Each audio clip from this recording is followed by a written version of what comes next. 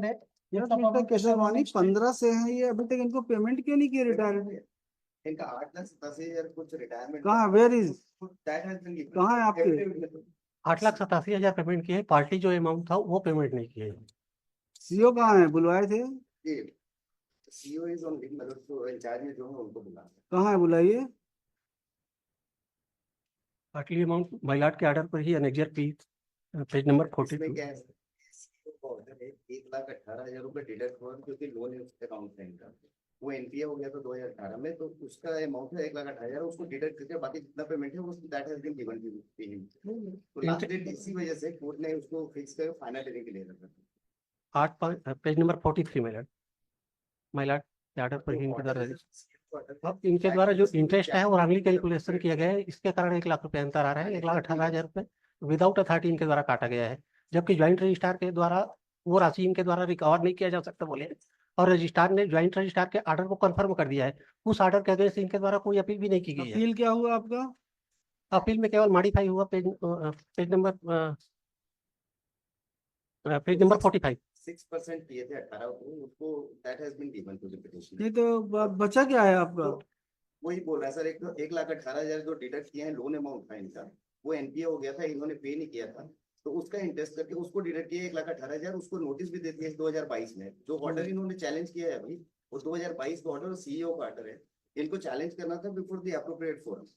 CEO का order annexure P1। कितना आपको 1,18,000 नहीं मिला है, कट गया है, उसी की बात कर रहे हैं आप? उसी का डिडक्ट वो अमाउंट रिकवर नहीं कर सकते करके ज्वाइंट रजिस्ट्रार ने ऑर्डर पास किया है, और ज्वाइंट रजिस्ट्रार के ऑर्डर को रजिस्ट्रार ने कंफर्म कर दिया है।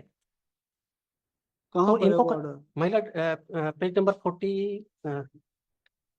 34 महिला इनके द्वारा महिला जब जवाब कहाँ पे लिखा है 1,18,000 का जिक्र कहाँ पर है? सर एनेक्सर P1 इन्होंने फाइल किया page number 14। This notice is under challenge. नहीं, 1,18,000 बोल रहे हैं कि ज्वाइंट कमिश्नर, ज्वाइंट रजिस्ट्रार ने लिख दिया है कि इनको पात्रता है पाने की। कहाँ पे है वो? पहले पेज नंबर 34 में है, क्या बैंक कर्मचारी के द्वारा की गई निविदा की राशि सेवानिवृत्ति पश्चात देय स्वत्वों से कटौती कर वसूल की जा सकती है। इनके द्वारा महिला, एक मिनट पहले बताए, मेरे द्वारा सेक्शन 64 का एप्लीकेशन फाइल किया गया है ज्वाइंट रजिस्ट्रार के यहाँ। इनके द्वारा जवाब दिया गया, जवाब दाव में उसे 1,07,000 रुपये का कोई जिक्र नहीं था। 18/4 में पहली बार इनके द्वारा डिमांड किया गया, पेज नंबर इशू इनके फेवर में डिसाइड हुआ है। पेज नंबर 53 महिला पेज नंबर 53।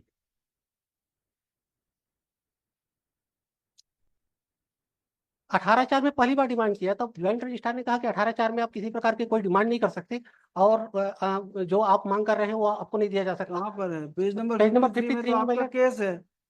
पेज नंबर 53 का 1 और 2 दिया है, देखिए। 53 तो आपका केस है। नहीं महिला, इनका 18/4 है। क्या लिखा है इसमें?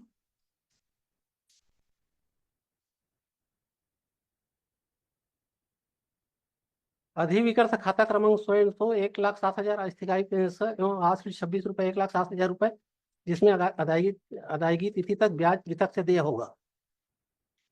ये राशि इनके द्वारा मांग की गई 18/4 में। 18/4 में किसी प्रकार की मांग नहीं की जा सकती करके ज्वाइंट रजिस्ट्रार ने इनकी 18/4 खारिज कर दिए। पेज नंबर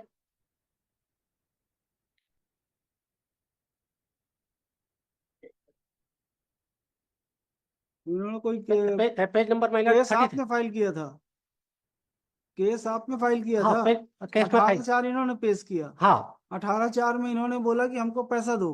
हाँ 18/4 में कैसे प्रेयर कर सकते हो? उनका डिडक्शन का इनका है सर, जितना अमाउंट था वो दोनों के बीच में सेटलमेंट होके जो परसेंटेज चेंज हुए 18% 6%, दोनों के प्रेजेंस में, दोनों के कंसेंट से। फिर कहाँ है वो ऑर्डर? सर वो फाइनल ऑर्डर वही मेंशन नहीं है कि कंप्रोमाइज के बेसिस पे, लेकिन इनको पता है कि कंप्रोमाइज के बेसिस पे हुआ था, तो वो अमाउंट का इन्होंने कहीं भी जिक्र नहीं किया। जितना अमाउंट इनका बनता था 8,87,000 वो पेड किया है, वो एफिडेविट में हमने दिया। वो तो लास्ट टाइम ऑर्डर में भी आ गया था। वो ऑर्डर में आ गया, वो अमाउंट हमने दिया था, वो एफिडेविट में स्पेसिफिकली मेंशन किया था। और जो ये अभी जो चैलेंज कर रहे हैं सर, वो सिर्फ 11/4 के ऑर्डर को चैलेंज कर रहे हैं। उस 11/4 में हमने नोटिस दिया था, 11/4 2022 का ऑर्डर है।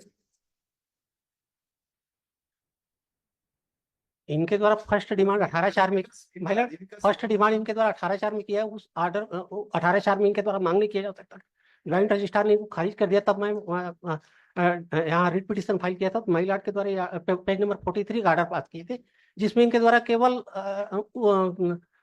इंटरेस्ट पार्ट पे, पेज नंबर 44 में है, ये रजिस्ट्रार के यहाँ गए, केवल बोले कि इंटरेस्ट पार्ट पे, और ये 1,18,000 ये काट दिए, और इंटरेस्ट पार्ट में भी कैलकुलेटिंग ठीक से नहीं किए, जिसके कारण 70,000 रुपये का डिफरेंस आ रहा है मेरा।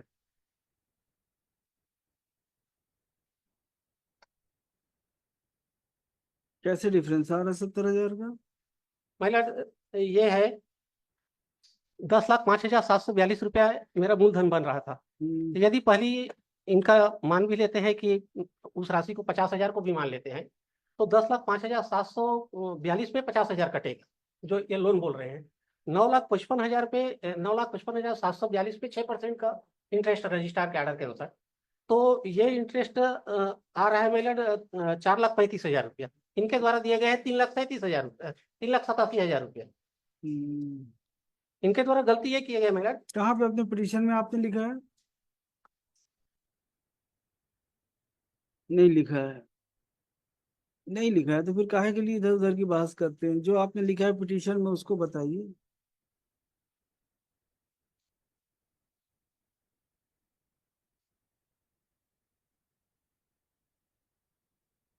महिला फर्स्ट तो ये है कि महिला 1,18,000 रुपये इनके द्वारा वसूल नहीं किया जा सकता, क्योंकि इनके द्वारा 1,18,000 सीओ का ऑर्डर है, रजिस्ट्रार के पास चली जाइए। महिला ज्वाइंट रजिस्ट्रार ने ये ऑर्डर। देखिए इसमें एविडेंस लगेगा, सब कुछ लगेगा। यहाँ पे कैसे डिसाइड कर रहे हैं? वो कहना है कि आपने कोई लोन लिया था, उस अमाउंट को एडजस्ट किए हैं। अब वो एग्जिस्टिंग था कि नहीं था लोन, आपने दिया था कि नहीं दिया था। महिला मान लीजिए 1 मिनट के लिए मैं मान लिया, ले लिया मैंने, तो मेरा 1,18,000 रुपये आज के डेट में नहीं कटेगा महिला। मेरा पैसा इनके पास है, मेरा 50,000 कटेगा। 85,000 लोन लिया था मैं। तो 50,000 लोन था, इंटरेस्ट के सहित कितना हो गया था? हाँ, उसमें भाई इसको तो रीअसेस कर लो, उसी समय आपको काट लेना था। इनका एक 50 नहीं, इसको ना आप फिर से रिकैलकुलेट कर लीजिए, जी। और जिस दिन आपके पास पैसा इनका आया उसी दिन के हिसाब से जो जो बनता है उसको काट के खत्म करके बाकी दे दीजिए। समझ गए आप? आज की डेट में आप उसको कैसे डिडक्ट करोगे? वो तो आपके पास तो पैसा उसी समय। यही मेरा कहना है महिला। एक तो लोन अकाउंट था, दिलकश लोन अकाउंट। नहीं तो ठीक था ना, दोनों पैसे हैं, जो भी पैसा है आपको लेना था, तो जैसे आपके पास पैसा 2018 में सिर्फ उसका एनपीए हो गया था तो अकाउंट। ठीक बात है, एनपीए हो गया था। आपके पास रिटायर कब हुए? ये 2015 में। 15 में हुए। आपके पास पैसा कब आया इनका रिटायर ड्यूज? 2015 में।